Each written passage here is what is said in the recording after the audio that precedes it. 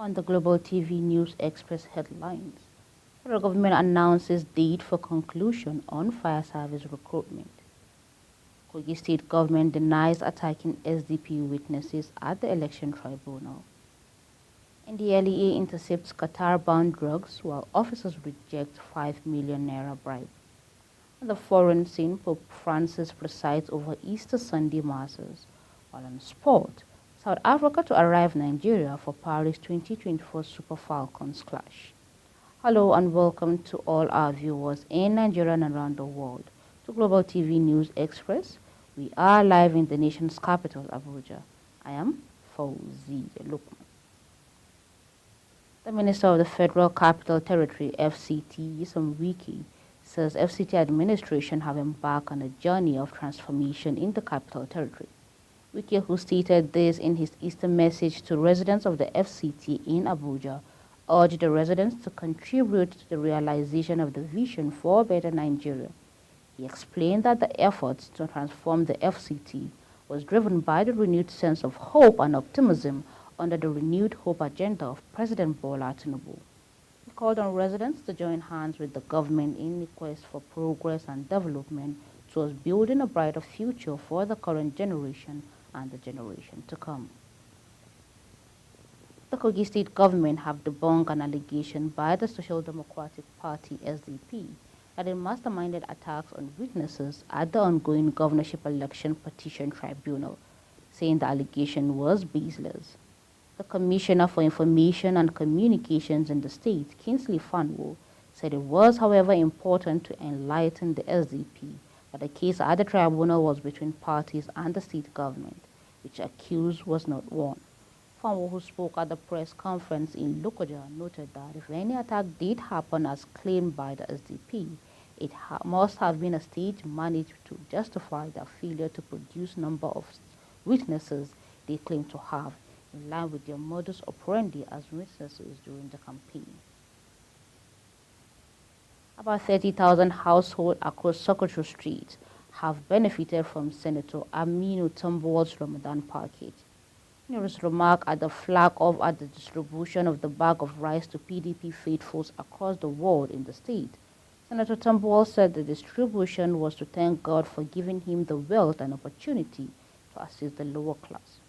Speaking earlier at an opening remark, the state PDP chairman, Honorable Bello Gorinyu, said the gesture was aimed at relieving households of the current hardship in demonstration of the party's spirit to apathy and kindness. The police command in Enugu State says it has raided an indigenous people of Biafra, IPOB, and the Eastern Security Network, ESN, criminal hideouts in the Akuku axis of Enugu metropolis. The police operatives, however, met with the resistance of the renegades, who opened fire upon sighting them, but they were subdued by the superior firepower of the police, leading to the neutralization of 2 of the renegades. The command spokesperson, DSP Daniel Ndukwe, said in a statement that the police conducted the raid on Saturday at about 2:30 a.m. local time. He said that 1 AK-47 rifle, 1 submachine gun SMG, 1 stainless steel pump action gun PAG, 27 live ammunition, and 23 extended rounds of 7.6 milligram caliber of ammunition were recovered after the raid of the gun duo. Similarly, the Taraba State Command has stated that 3 children died in the Ndango Gator village, Garo Lamido local government area of the state, following a suspected accidental discharge from a Dane gun. The State Commissioner for Police, David Ileyenomo, stated this while refuting claims made by some villagers who attributed the death to an explosion from improvised explosive device.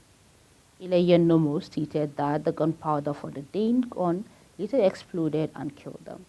The CP says 3 deceased children were playing on a tree while 4 others who sustained injuries were on the ground as they are receiving treatment at the state specialist hospital in Jalingo, the state capital. The Federal Capital Territory Vehicle Inspection Office, FCTVIO, has inducted a new batch of volunteer road traffic and vehicle inspection mayors to assist in managing traffic flow across the nation's capital. The induction ceremony for the Batch 2024 Batch A held in Abuja and presided over by Yusuf John Suberu, the FCT Quadrant leader and the national coordinator of the RTO-VIO Mayors Program.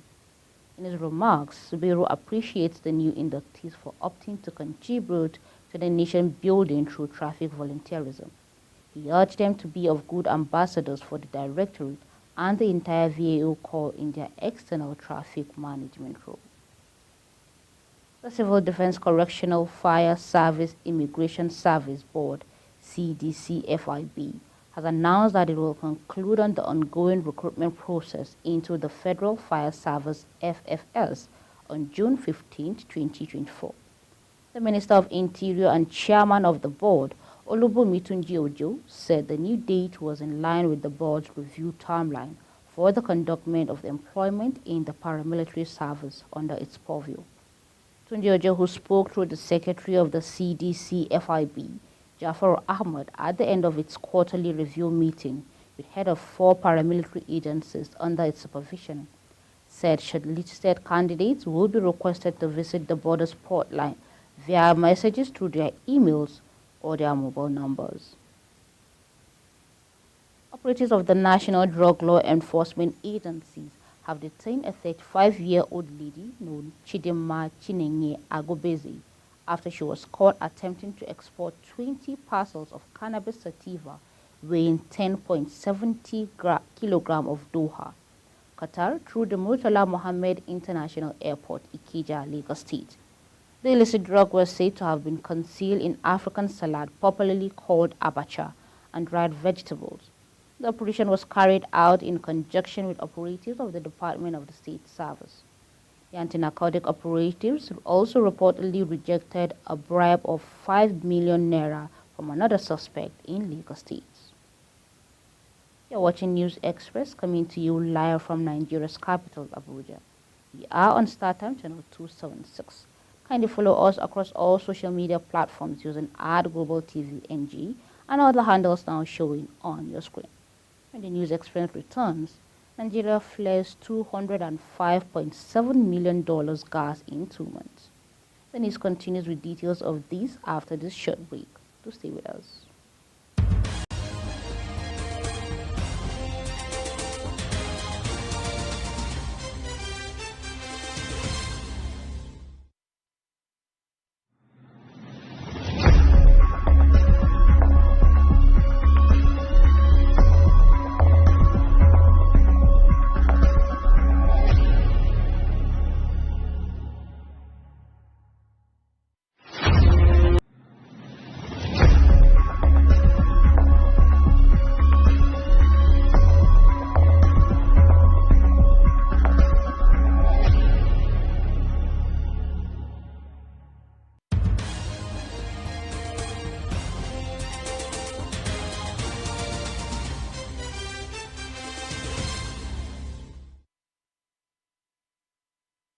This is Global Television, bringing you live broadcasts of the News Express.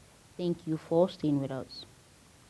Pope Francis gave Easter Mass with tens of thousands of Catholics at the St. Peter's Square in Vatican City before his traditional blessing as concerns persist over his health.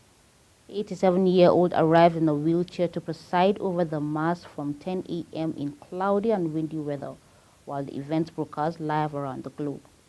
France will pronounce the Urbi et Orbi to the city and the world, blessing at midday, where he is expected to bring up the international conflict region worldwide. Moving on to the foreign scene, where the United States announced that it was taking steps to put fresh visa curbs on Hong Kong officials responsible for cracking down on riots in the Chinese city, days after the new national security law came in force. In a statement, U.S. Secretary of State Anthony Blinken said over the past year, Beijing have continued to take actions against Hong Kong's promised high degree of autonomy, democratic institutions, and rights and freedom.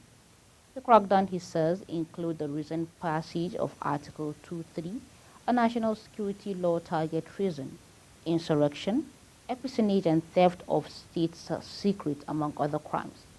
Blinken did not elaborate on the visa measures to be taken, nor the officials to be targeted. The United Nations top court has ordered Israel to enable an unhindered flow of aid into Gaza in order to avert a famine. In an ominous decision, the International Court of Justice (ICJ) said Israel had to act without delay to allow the provision of urgently needed basic services and humanitarian assistance. This follows warning that famine could hit Gaza within weeks. Israel has called an allegation it's blocking aid wholly unfounded. Given its response to the court order, the Israeli Foreign Ministry said it was continuing to promote new initiatives to expand existing ones and to allow continuous flow of aid into Gaza by land, air, and sea, working with the United Nations and others. Moving back to business, where Governor Obasani of Kaduna State has blamed the inability of his administration to pay workers' salary, the huge debt. He says he inherited from the government of his predecessor, Nasir El-Rufai. Sani stated this while addressing a town hall meeting in Kaduna. The governor said his administration inherited a huge debt burden of $587 billion, 85 billion naira, and 115 controversial liabilities from his predecessor. He said 7 billion naira out of the 10 billion naira federal government allocation for Kaduna in March was deducted to service the state's debt. Sani said the 3 billion naira which the state was left with was not enough to pay salaries, as the state monthly salary bill stood at 5.2 billion naira.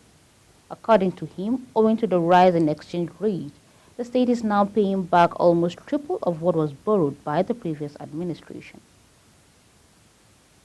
Amid a nationwide energy crisis, Nigeria finds itself grappling with peculiar irony as gas meant to alleviate power shortage is instead being wasted through fueling, leaving hundreds of thousands of homes without electricity.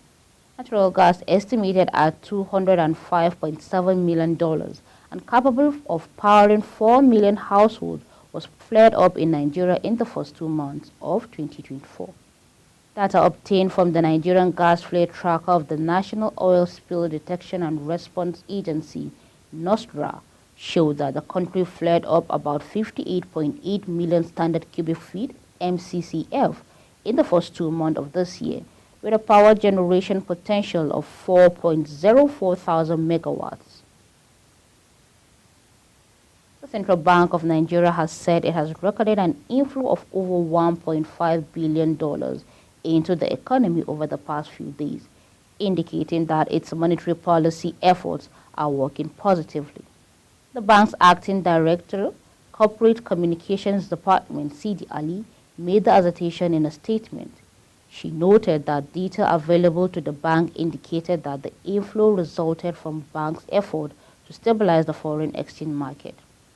Ali said the Naira is also continued to record gains in the autonomous foreign exchange market as it traded at 1,309 Naira per dollar, as against 1,611 Naira per dollar in the second week of March 2024.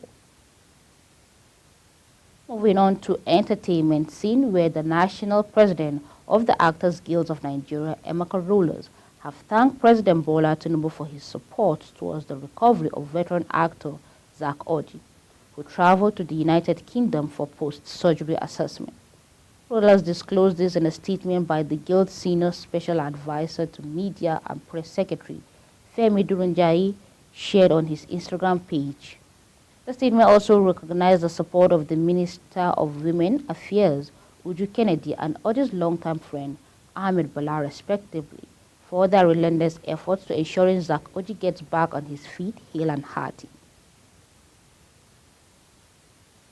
Lastly, on sport, the players and officials of the African champions, South Africa women's national team, will land in Nigeria on Easter Monday for the Paris Olympics final qualifying fixture against Super Falcons.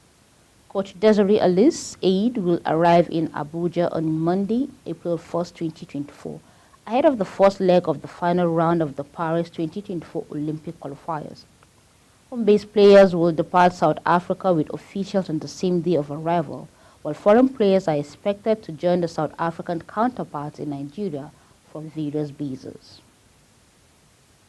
And of course, the much talked about Tyson Fury and Olaskar Ubek's battle has finally reached a point of no return, with the undercard title fight against it on Monday 18th May now officially confirmed.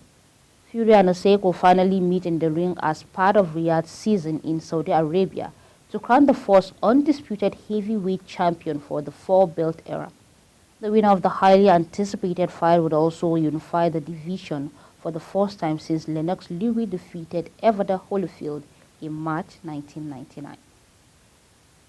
Moving back home, where African Games gold medalist Esther Kolawole has expressed determination to win a medal at the Paris 24 Olympic Games after booking her ticket at the qualifiers in Egypt. Kolawole overcame Angelina Rodriguez in Cape Verde by 10-1 technical superiority in the women's 62 kg at the 2024 African Oceanic Olympic qualifiers in Alexandria, Egypt. The 2022 Commonwealth Games bronze medalist then expressed her gratitude for the support she has gotten from the wrestling family. Kolawole is joined by 5 other Nigerians: Oludayoni Adokore, Blessing Aborodulu, Hannah Ruben, Christiana Ogunsonya, and Aston Mutua, who have booked the Olympic tickets for the competition in Paris. And of course, as we end the Global TV News Express, let's take a look at some of our top stories. The federal government have announced date for the conclusion of the fire service recruitment. Kogi State government denied attacking SDP witnesses at election tribunal. NDLEA has intercepted Qatar-bound drugs officers while rejected 5 million naira bribe. And on the foreign scene, Pope Francis presided over Easter Sunday Mass, while on sport, South Africa is set to arrive in Nigeria for Paris 2024 Super Eagles Falcon Clash. That's it on the News Express, and it came to you live from the nation's capital, Abuja. We are on StarTime channel 276. Kindly follow us across social media platforms using @GlobalTVNG and other handles now showing on your screen. On behalf of the production team, I am Fawziya Lukman. Thank you so much for watching.